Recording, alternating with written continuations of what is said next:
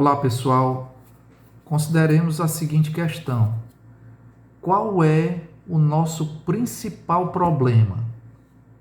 Talvez você me responda que seja um filho rebelde ou um relacionamento conjugal conturbado, ou ainda uma frustração profissional, ou quem sabe, uma doença crônica, ou ainda a atual situação mundial de pandemia que vivemos. Qual é o nosso principal problema? Vejamos o que as Escrituras Sagradas têm a nos dizer. A primeira epístola de João, no capítulo 1, versículos 5 a 10, diz: Ora, a mensagem que da parte dele temos ouvido e vos anunciamos é esta, que Deus é luz, e não há nele treva nenhuma. Se dissermos que mantemos comunhão com ele e andarmos nas trevas, mentimos e não praticamos a verdade. Se, porém, andarmos na luz como ele está na luz, mantemos comunhão uns com os outros, e o sangue de Jesus, seu Filho, nos purifica de todo o pecado. Se dissermos que não temos pecado nenhum, a nós mesmos nos enganamos, e a verdade não está em nós. Se confessarmos os nossos pecados, ele é fiel e justo para nos perdoar os pecados e nos purificar de toda injustiça. Se dissermos que não temos cometido pecado, fazemo-lo mentiroso, e a sua palavra não está em nós. Algumas observações introdutórias são importantes. Primeiramente, quem é o remetente dessa carta? Embora nós não tenhamos a identificação do remetente, nós sabemos que era uma testemunha de primeira mão, uma testemunha ocular que conviveu com o Senhor e Salvador Jesus Cristo. Alguém que certamente ouviu sermões memoráveis e que presenciou atos grandiosos, prodigiosos das mãos de Jesus Cristo. E que principalmente foi uma testemunha ocular da ressurreição do nosso Senhor e Salvador Jesus Cristo. Então, trata-se de um apóstolo. Nós percebemos isso no primeiro versículo, quando o escritor vai falar da sua experiência. Olha, o que temos ouvido, o que contemplamos, o que as nossas mãos apalparam com respeito ao verbo da vida. Verbo da vida aqui é uma expressão relacionada com Jesus Cristo. E o linguajar que é usado em toda essa epístola é similar ao linguajar que é utilizado no quarto evangelho. Nós sabemos pela tradição que quem escreveu o quarto evangelho foi um dos apóstolos mais chegados de Jesus Cristo, João, também chamado do discípulo amado. Então, João, como apóstolo, ele tinha uma missão especial de ser receptáculo da revelação de Deus, de tal forma que ele deveria escrever e comunicar às gerações futuras de servos de Deus a palavra de Deus, a palavra normativa para a vida da igreja. Isso é importante identificarmos, porque há muitas pessoas no mundo evangélico hoje que equivocadamente se auto-intitulam apóstolos. Uma das características dos apóstolos é que foram pessoas que viram o próprio Senhor Jesus Cristo ressurreto dentre os mortos. Então, uma vez que os líderes hoje do mundo evangélico não tiveram essa mesma experiência, não podem ser chamados de apóstolos e também certamente não recebem novas revelações de Deus, tendo em vista que a revelação de Deus está aqui devidamente preservada nas escrituras do Antigo e do Novo Testamento. Então foi um apóstolo de Deus que escreveu essas palavras. Interessante que nós não temos aqui, ao contrário da maioria das epístolas do Novo Testamento, o destinatário. Geralmente quem escrevia deixava claro para quem estava escrevendo aquelas palavras. Então, provavelmente, já que não há menção clara de uma determinada localidade, provavelmente nós temos aqui uma carta circular, ou seja, uma carta que foi direcionada para todas as igrejas que floresceram naquele período apostólico no Império Romano. E quem escreve, sempre escreve visando algo, tem algum objetivo em vista. E o apóstolo João tinha um duplo objetivo quando escreveu essa epístola. Primeiramente, um objetivo mais polêmico. Nós precisamos entender que, infelizmente, já a igreja, ainda nos seus primeiros anos, já experimentou uma forma de corrupção, no sentido de que havia falsos mestres que haviam penetrado no seio da igreja e que estavam ensinando doutrinas distorcidas que nada tinham a ver com o cristianismo. Nos dias de João, por exemplo, ele vai refutar o ensinamento dos falsos profetas de que Jesus Cristo não havia assumido a natureza humana. E João chama claramente esses falsos profetas de anticristos, porque eles diziam que Jesus Cristo jamais havia se tornado um ser humano. Isso é algo básico na fé cristã. Jesus Cristo só poderia ser o nosso Salvador, nosso mediador, se ele tivesse assumido de fato a natureza humana. Afinal de contas, ele estava salvando seres humanos, pecadores como nós. O segundo objetivo do apóstolo João ao escrever essa epístola era de confirmar os crentes verdadeiros. Ele, além de diferenciar o joio do trigo, ele nos deu alguns testes muito importantes para que nós nos percebêssemos como trigo, ou seja, como verdadeiros cristãos. E o apóstolo João, ele vai atender esse duplo objetivo, dando justamente esses três testes, essas três peneiras, ou podemos identificar também como o tripé sobre o qual se fundamenta o verdadeiro cristão. Que testes são esses? Primeiramente, o teste moral, ou seja, alguém que é cristão é alguém que está comprometido com uma vida de retidão e de integridade. O segundo teste é o teste social. Uma das marcas distintivas do cristão é que era alguém que amava, era alguém que estava em comunhão uns com os outros, ou seja, em comunhão com os demais membros da igreja. E o terceiro teste era o teste doutrinário, ou seja, a igreja precisava subscrever certas verdades acerca da pessoa e da obra do nosso Senhor e Salvador Jesus Cristo.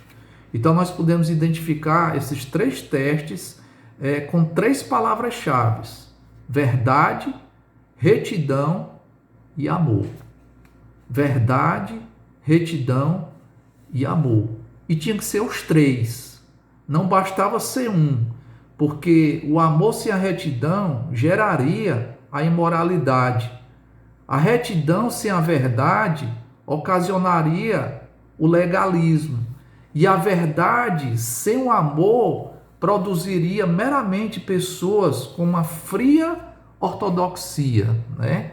Que eram capazes de falar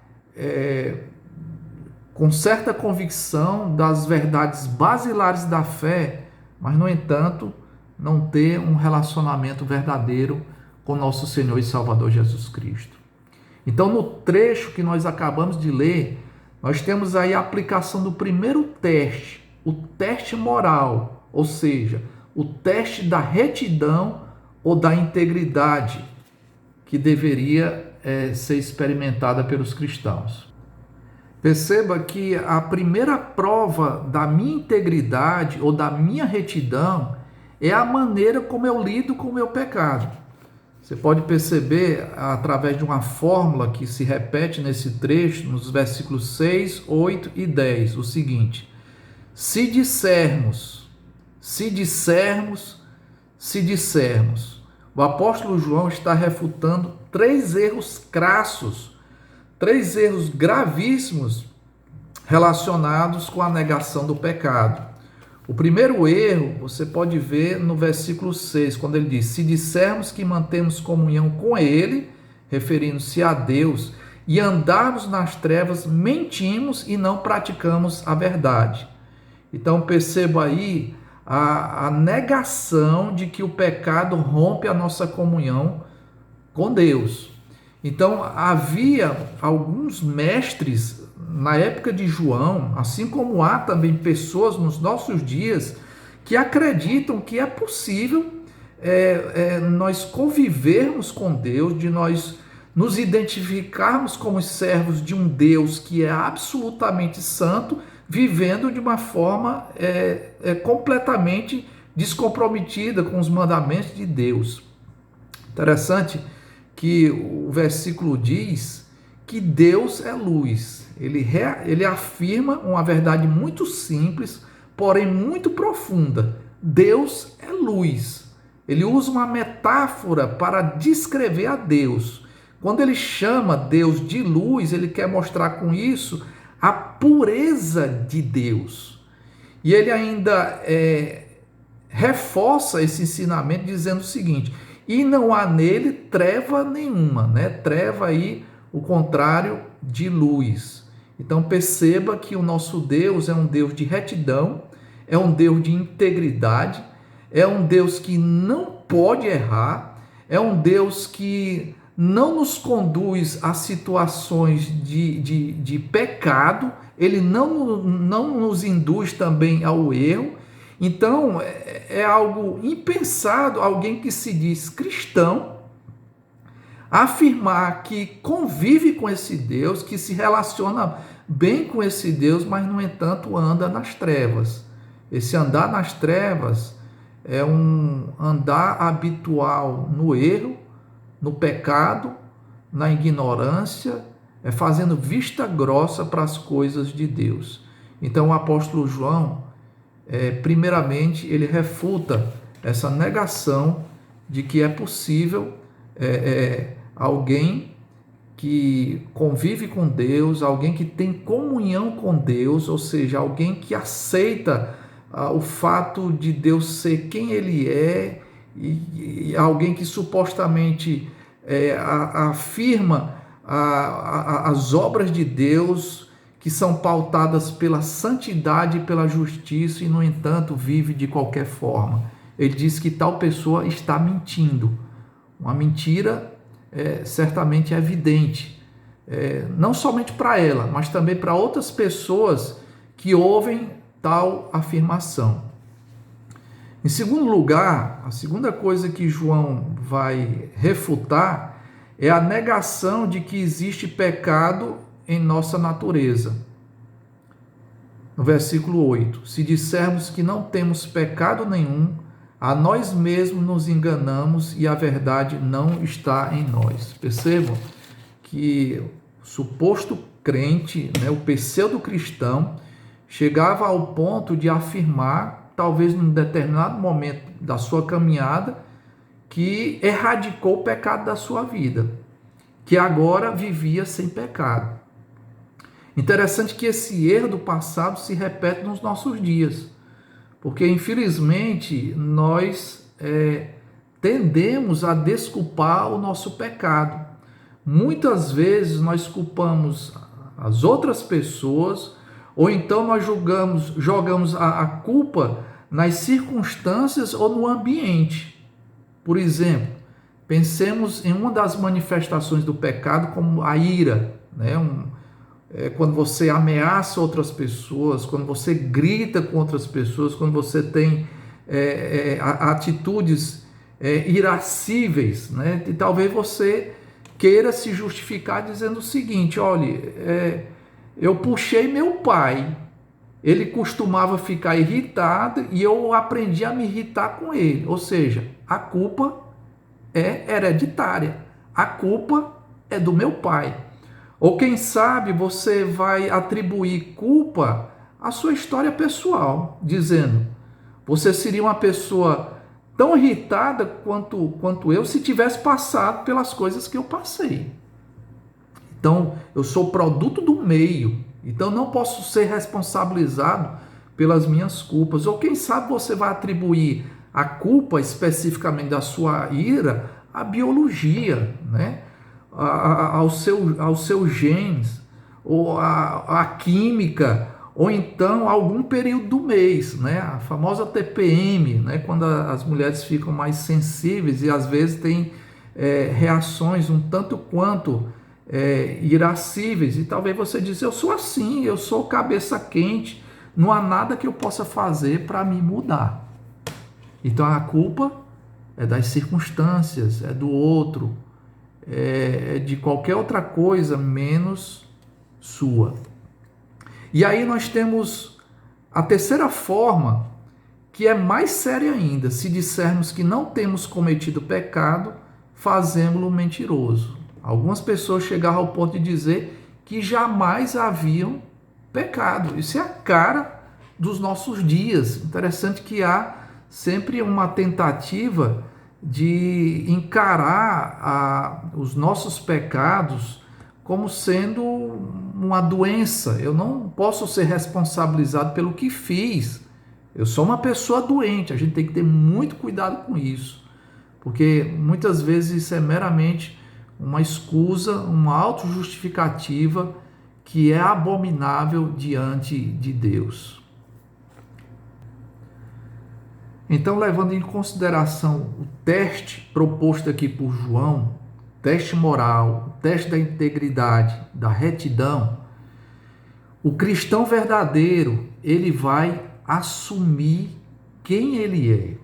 Isso é muito importante. Voltemos ao questionamento, motivador dessa reflexão. Qual é o nosso principal problema? O principal problema somos nós mesmos. O principal problema é o nosso coração mau, o nosso coração pecaminoso. Nós precisamos assumir a responsabilidade pelos nossos pecados. Então, uma pessoa que é crente verdadeira, que é um verdadeiro cristão, ou que quer se tornar um verdadeiro cristão, primeiro precisa assumir, precisa confessar quem de fato ele é: um pecador miserável. A solução para o nosso problema, em primeiro lugar, passa em termos consciência do que somos e do que temos feito. Mas, em segundo lugar, nós precisamos atentar para algo decisivo. Como é que eu posso me livrar desse grande problema? A palavra de Deus deixa isso bem claro no versículo 9. Se confessarmos os nossos pecados, Ele é fiel e justo para nos perdoar os pecados e nos purificar de toda injustiça. Nós precisamos confessar os nossos pecados. Interessante que essa palavra confessar na língua grega significa literalmente dizer a mesma coisa, ou seja, concordar com o que outra pessoa está dizendo. E que outra pessoa é essa? Certamente é Deus. Nós precisamos analisar o nosso coração na perspectiva de Deus. Nós devemos aceitar o diagnóstico de Deus. Isso é o confessar. E a Bíblia diz que se nós confessarmos os nossos pecados, Ele é fiel e justo. Interessante que ele destaca dois atributos divinos, ou seja, duas características em Deus: a fidelidade e a sua justiça. Então, dentro de um ensinamento amplo das Sagradas Escrituras, quando nós percebemos, por exemplo, que Deus havia prometido Isaías, por exemplo, escreveu: Vinde então, arguí-me, diz o Senhor, ainda que os vossos pecados sejam como a escarlata, eles se tornarão brancos como a branca neve. Ainda que sejam vermelhos como o carmesim, se tornarão como a branca lã. Está lá em Isaías capítulo 1, versículo 18. Ou seja, uma promessa de Deus. Então, quando a Sagrada Escritura destaca a fidelidade de Deus, significa dizer que ele vai cumprir aquilo que ele prometeu. Então, se de fato nós fizermos algo e esse algo passa pelo confessar, nós assumirmos a nossa culpa diante de Deus, esse Deus que é fiel vai cumprir as suas promessas gloriosas. Mas ele destaca também a justiça de Deus, porque ele é fiel e justo. Perceba que quando Deus vai tratar dos nossos pecados, ele simplesmente não vai colocar os nossos pecados para debaixo do tapete, por assim dizer. Há um débito que precisa ser pago. E Deus pagou usando o sangue do seu próprio filho para realizar essa obra de salvação. E quando ele o faz com justiça. E é por isso que está destacado também no verso 7, na parte B, o seguinte: e o sangue de Jesus, seu filho, nos purifica de todo o pecado. Esse Deus justo e esse Deus fiel, se confessarmos os nossos pecados, ele vai nos purificar de toda a nossa injustiça, ou seja, de todos os nossos atos pecaminosos. Como nós carecemos disso? Nosso maior problema só pode ser resolvido por essa grande solução de Deus. Se confessarmos os nossos pecados, ele é fiel e justo para nos purificar de toda injustiça. Você acredita nisso? Ou será que você ainda tenta se auto-justificar, dizendo que eu sou uma pessoa imperfeita, eu sou ser humano, errar faz parte da humanidade. Mas a proposta bíblica é muito mais profunda. O nosso coração é desesperadamente corrupto e nós precisamos reconhecer isso. E nós precisamos reconhecer também a nossa incapacidade de lidar com essas coisas. Nós precisamos do sangue de Jesus Cristo para nos purificar de todos os nossos pecados. Esse é o teste de um crente verdadeiro. O crente verdadeiro reconhece a sua culpa, mas reconhece também que só em Jesus Cristo ele consegue se ver livre, desvencilhado completamente de toda as loucuras do seu coração.